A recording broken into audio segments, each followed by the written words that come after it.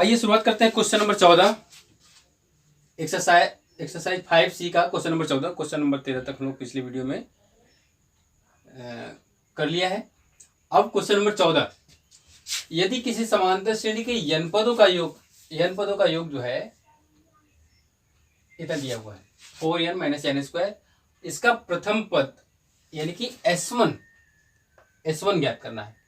प्रथम दो पदों का योग भी ज्ञात करना है और दूसरा पद भी ज्ञात करना है। इसी प्रकार तीसरे, 10वें और nवें पद ज्ञात करना है। देखिए योग जो है सिर्फ प्रथम दो पदों का। तो चलिए शुरू करते हैं। इसमें हम पहले मान लें कि माना प्रथम पद A और सार्वंतर D है। इससे क्या हो जाएगा ना कि समांतर श्रेणी की n पदों का योग निकालना है तो प्रथम पद और दूसरा पद, फिर जब तीसरा पद या 10वां पद, nवां पद जब निकालेंगे तो उसमें D की जरूरत पड़ेगी। प्रथम पद तो मान ली पड़ेगी ही पड़ेगी, प्रथम पद तो यहाँ निकालना भी है। तो माना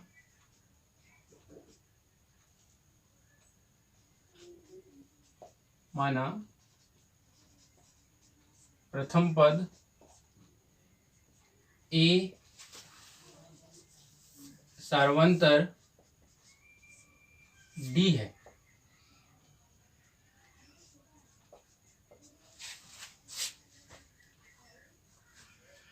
तो देखिए n पदों का योगफल दिया हुआ है यानी कि SN बराबर दिया है 4n माइनस n स्क्वायर। अगर कहीं हम n की जगह 1 रख देते हैं, S1 यानी कि प्रथम पद, तो n बराबर 1 रखने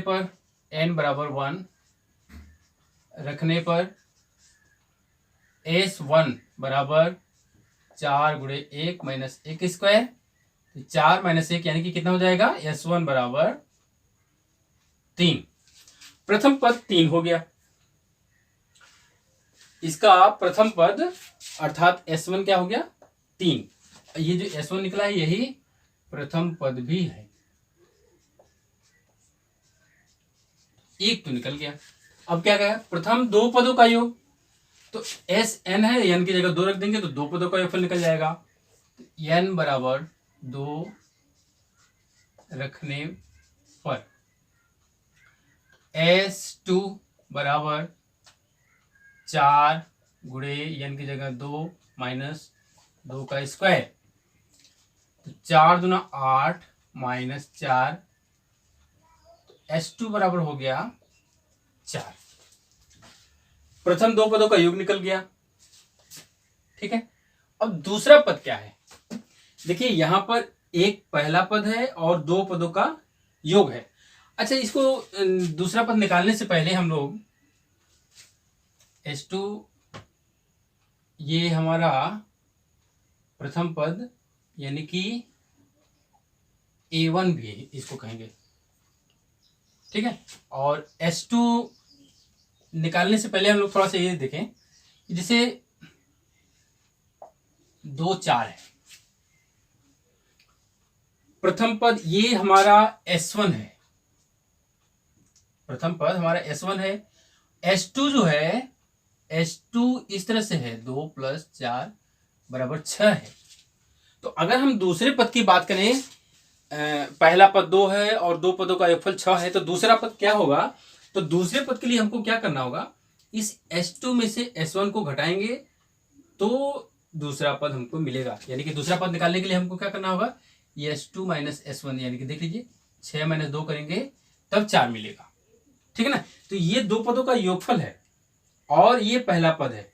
तो जब दूसरे पद की बात करेंगे तो हमको S2 माइनस S1 घटाना पड़ेगा। तो A2 यानी दूसरा पद बराबर हो जाएगा S2 minus S1। S2 4, S1 3, कितना हो जाएगा, 1। यानी कि दूसरा पद 1 है, पहला पद 3, दूसरा पद 1, तीसरा पद भी ज्ञात करना है। अब एक काम करिए ना, अब n बराबर 3 मत रखिएगा। अब क्या करिए, दूसरा पद पता हो गया है, A2 माइनस A1 पहला पद है ना, दूसरे पद में से पहला पद को घटा देंगे तो हमारा सर्वांतर निकल जाएगा। सर्वांतर निकल जाएगा जब सार्वंतर निकल जाएगा तो हम श्रेणी पूरा ज्ञात कर सकते हैं। यहाँ पर हम d बराबर A2 माइनस A1, यही होता है, A2 1 और ये कितना है 3, यानी कि हो गया -2, सार्वंतर -2 हो गया। तो तीसरा पद यानी कि A3 बराबर होता क्या है, A2 में हम D जोड़ दें, दूसरे पद में अगर हम सार्वंतर जोड़ देते हैं तो हमको तीसरा पद मिल जाएगा। तो A2 क्या है, A2 1 है और प्लस इसमें सार्वंतर जोड़ दें, यानी कि मिल जाएगा हमको 1 - 2 -1। A3 क्या हो गया, -1 हो गया। A3 निकल गया। अब क्या निकालना है, 10वें पद यानी A10। A10 का मतलब हो गया A + 9D, है ना। देखिए जैसे चौथा पद, पांचवा पद, छठवां पद जो भी निकालते हैं तो हम जैसे पांचवा पद निकालते हैं तो यहाँ पे 4D लिखते हैं, 25वां पद तो 24D लिखते हैं। n-1 होता है ना, फॉर्मूले में n-1 होता है, इसलिए ऐसा हो जाता है। तो यहाँ पे मान रख दीजिए 10वां पद पूछा है, 10वां पद पूछा है। A3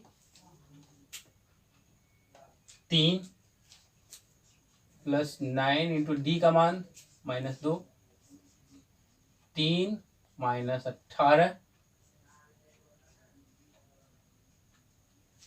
-15 हो गया। 10वां पद, nवां पद A n बराबर होता है A + n-1 × D। यहां पर भी A और D का मान रख दे, A का मान 3 + n-1 × D का मान -2, गुणा कर दें तो 3 यहां पर हो जाएगा -2n + 2, ये जोड़ दें 5 - 2n, ये हो जाएगा nवां पद।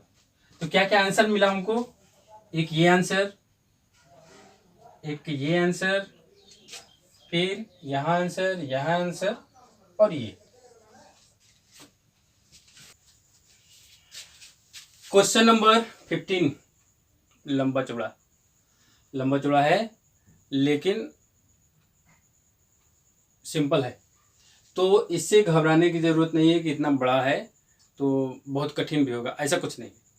अब देखिए इसमें से क्या निकलता है, ऊंट के पहाड़ से क्या कहते हैं क्या कहते हैं, खोदा पहाड़ निकली चुकी है। निर्माण कार्य से संबंधित किसी ठेके में एक निश्चित तिथि के बाद, निर्माण कार्य से संबंधित किसी ठेके में एक निश्चित तिथि के बाद कार्य को विलंब से पूरा करने के लिए जुर्माना लगाने का प्रावधान है। जैसे ठेकेदार को काम दिया गया तो कहा गया कि आप इतने दिन में आपको ये काम पूरा कर देना है। अगर आप इतने दिन में यह काम पूरा नहीं करते हैं तो आपको प्रतिदिन के हिसाब से जुर्माना देना पड़ेगा। तो जुर्माना किस प्रकार से है, जुर्माने का प्रावधान इस प्रकार है।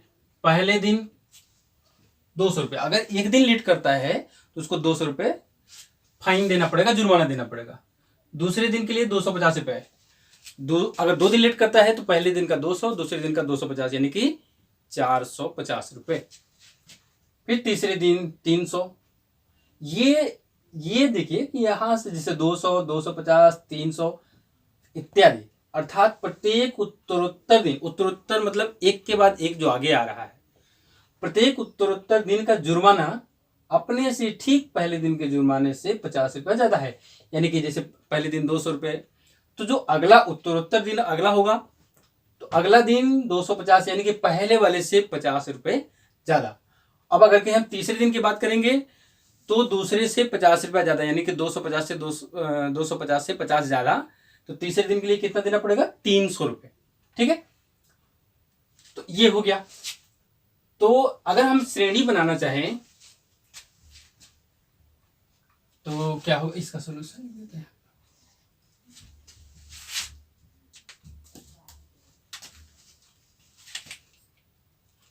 सोल्यूशन है, पहले दिन इस तरह से देखिए 200 200, फिर 250, फिर 300। इस तरह से जुर्माना बढ़ते जा रहा है। अगर आगे वाला पूछे तो आगे वाला 350 होगा। ठीक है, कितने दिन तक लेट कर रहा है वो? यदि वो इस कार्य को करने में 30 दिन विलंब कर देता है, ये 30 दिन विलंब कर रहा है, तो 30 दिन का जुर्माना जोड़ना पड़ेगा। ये पहले दिन का 200, दूसरे दिन का 250, तीसरे दिन का 300 है। यानी कि ये जो 50 रुपए जाता है ना, ये देखेंगे हम लोग तो डी निकलेगा सर्वांतर। ये देखिए एक समांतर श्रेणी बन गया, जिसका पहला पद 200 है, दूसरा पद 250 है, और तीसरा पद हमको नहीं पता है। 30 पदों तक यहां पर होगा, 30 पदों तक। आप चाहे तो 30वां पद निकाल सकते हैं, योगफल वाले में अंतिम पद उसको कंसीडर करके योगफल निकाल सकते हैं, लेकिन मैं नहीं निकाल रहा हूं, मेरा काम इधर से ही हो जाएगा। यहां हमको 30 पदों का योगफल निकालना है, तो पहले देखिए यहां पर प्रथम पद 200 रुपया बाद में हम लोग लिखेंगे। डी, इसमें से इसको घटा दें, 250 माइनस 200 यानी कि 50, और 30 पदों तक है तो पदों की संख्या n बराबर 30।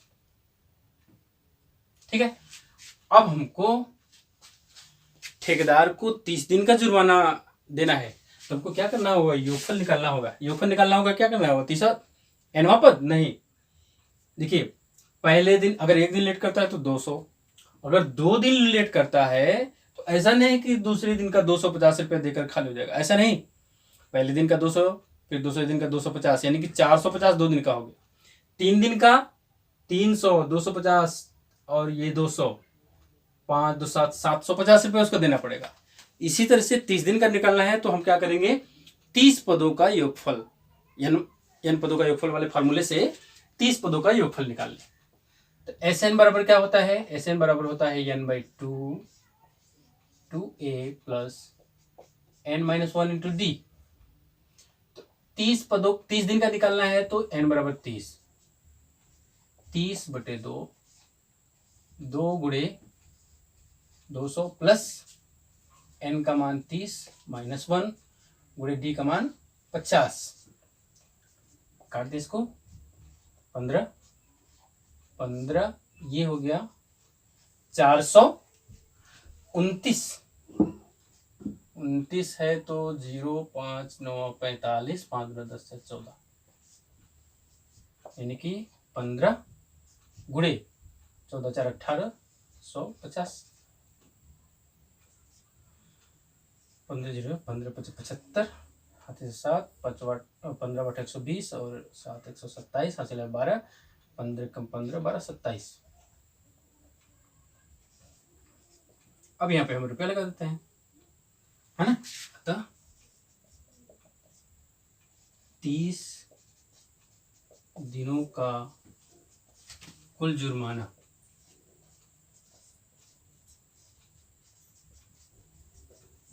बराबर रुपया 27,750।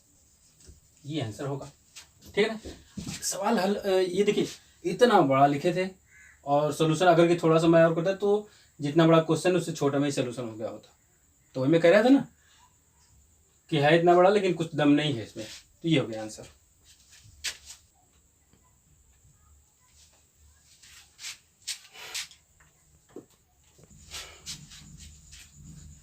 क्वेश्चन नंबर 16, किसी स्कूल के विद्यार्थियों के उनके समग्र शैक्षिक प्रदर्शन के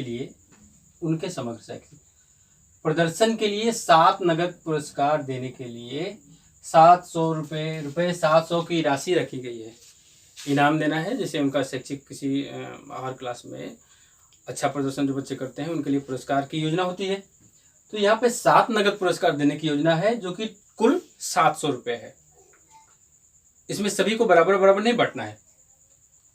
यदि प्रत्येक पुरस्कार अपने से ठीक पहले पुरस्कार से 20 कम है, यानी कि अगर एक को 50 मिल गया तो दूसरे को 20 रुपये कम यानी 30, फिर तीसरे को 20 रुपये कम यानी कि 10 रुपये मिलेगा, इस तरह से है। तो प्रत्येक पुरस्कार का मान ज्ञात कीजिए। अब देखिए 7 पुरस्कार हैं, प्रत्येक पुरस्कार जिसे अगर हम जहाँ शुरुआत करते हैं उससे 20 कम 20 कम 20 कम 20 कम ऐसे होता जाएगा। अगर कहीं हमको पहला पुरस्कार पता हो जाए कि पहला पुरस्कार कितने का है, तो हम दूसरा पुरस्कार ज्ञात कर सकते हैं 20 कम करके। फिर तीसरे के लिए दूसरे में से 20 कम कर दे, तीसरा पता चल जाएगा। फिर चौथे के लिए तीसरे में से 20 कम कर दे, चौथा पता चल जाएगा। लेकिन पहला पता हो तब, पहला नहीं पता है, नहीं पता है तो मान लेते हैं। माना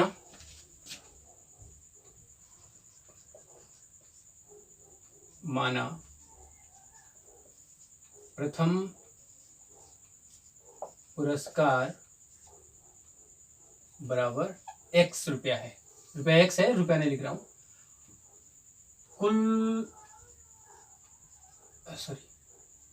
कुल राशि कितनी है? 700 रुपए की है। और कुल संख्या क्या हम n लिख दें, n बराबर 7। और ये कुल राशि की जगह हम S7 लिख देते हैं।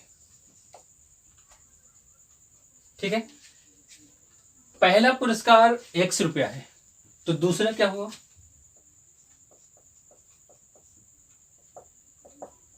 x minus 20। तीसरा क्या होगा? अब इसमें से 20 रुपया कम करेंगे तो x माइनस 40 हो जाएगा। इसमें से x माइनस 20 पहले से था, 20 और कम किए। चौथा x माइनस 60। पांचवा, चलिए 7 ही तक है तो पूरा लिख देते हैं, x माइनस 80। छठवां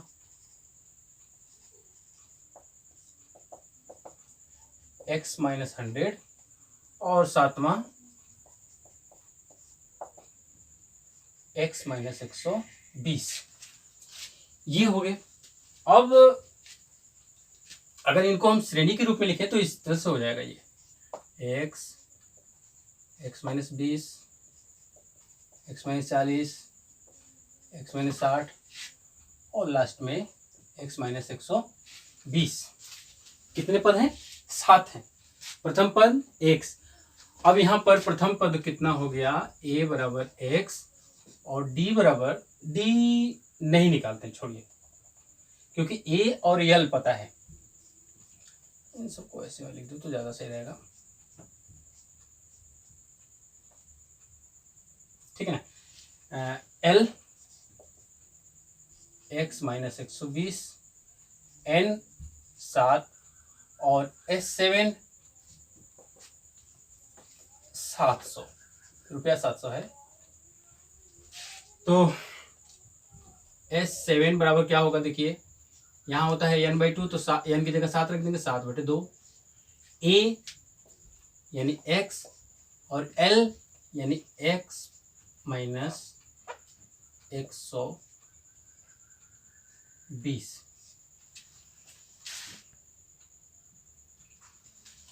ये कितना है? 700 बराबर 7/2, 2x माइनस 120। तो ये हो गया, इधर 7 कट जाएगा तो 100, और 2 से जब इधर गुणा करेंगे तो 200 बराबर 2x माइनस 120। 120 को इधर ला देते हैं, सॉरी, 200 प्लस 120 बराबर 2x, यानी कि 2x बराबर 320। तो x बराबर कितना हो गया? 320/2 यानी कि 160।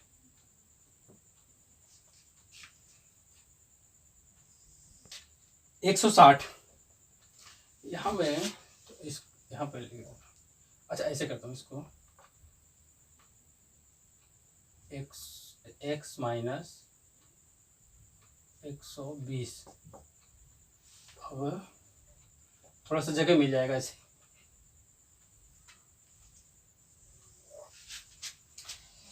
x निकल गया, यानी कि पहला पुरस्कार 160 रुपए का है। तो दूसरा यहीं पर देखिए, यहीं पे कर दे रहा हूं, 160 में से 20 घटा देंगे तो 140 का हो जाएगा। 160 में से 40 घटा देंगे 120 का हो जाएगा। 160 में 60 घटा देंगे तो 100 का हो गया। फिर 80 का हो जाएगा, 160 में 100 घटा देंगे तो 60 का हो गया। 160 में 120 घटाएंगे तो 40 का होगा, है ना। अतः पुरस्कार क्या क्या है? अतः पुरस्कार कौन कौन है? x बराबर 160, 160, 140, 120, 100, 80, 60, 40, 7 पुरस्कार। सब में रुपया लगेगा, सबके पहले रुपया लगेगा। तो ये होगा क्वेश्चन नंबर 17। क्वेश्चन नंबर 17 तो एकदम पहाड़ जैसा है।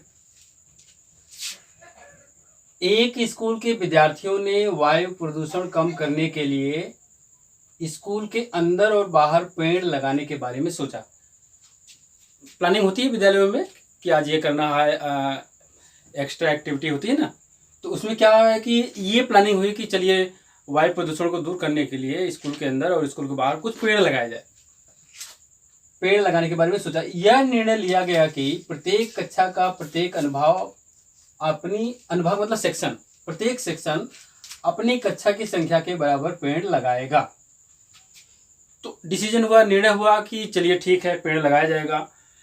तो जो कक्षा है, जो क्लास है, उसका प्रत्येक सेक्शन, जैसे इसमें दिया हुआ है कि हर क्लास के 3 सेक्शन है, एक सेक्शन, जैसे मान लीजिए कि इसमें दिया है उदाहरण कक्षा 1 का एक सेक्शन, अनुभाग मतलब सेक्शन, एक पेड़ लगाएगा क्योंकि क्लास 1 का है।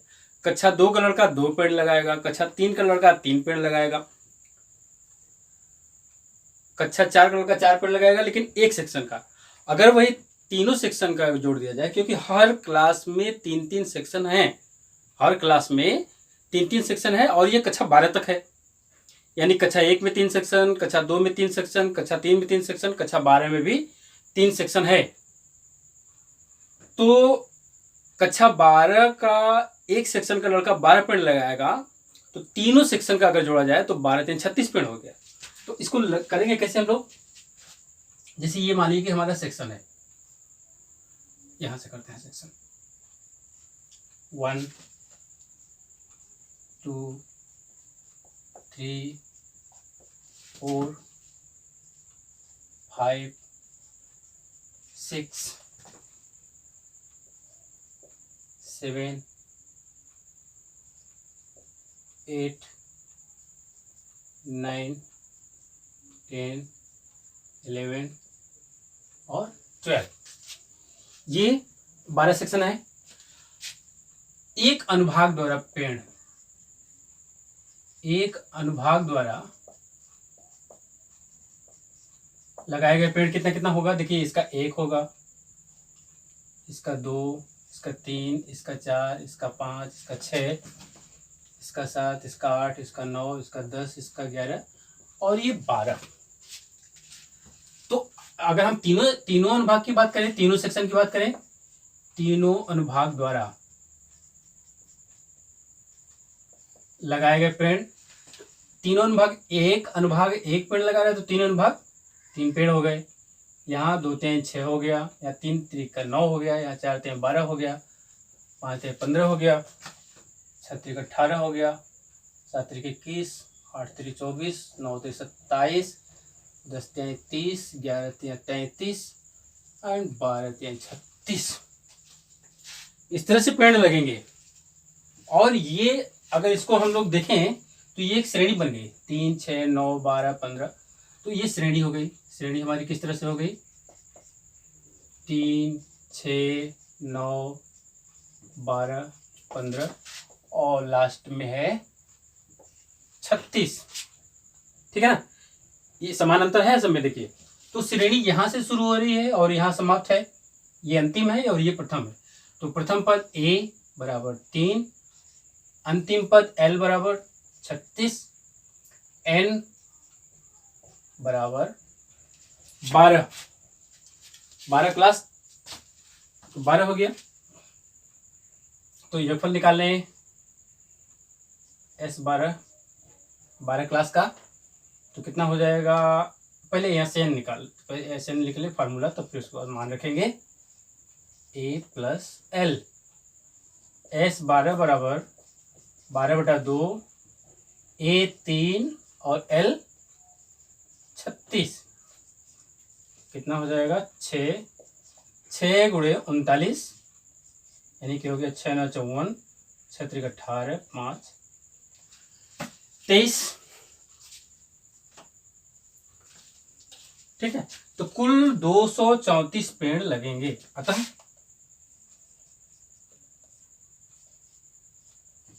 कुल 234 पेड़ लगाए जाएंगे।